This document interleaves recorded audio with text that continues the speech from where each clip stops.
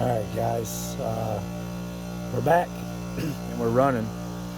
The compressor's running, the fan is not. The fan just cycled off.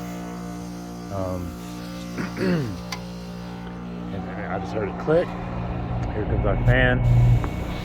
It's gonna run up to 290 psi, or we're at 290 psi. The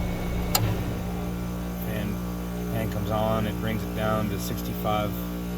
55 less our differential, so about 230 pounds,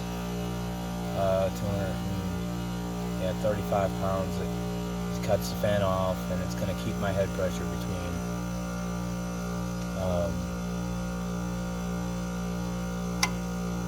235 and 290. Very cool. And there's heat blowing on the top of this unit right now. Getting colder, getting colder, getting colder. And any second, the fan's going to shut off. We successfully installed low ambient kit. There it went. It's a beautiful thing. Now we don't have to kill the kid for running the air conditioner in the winter.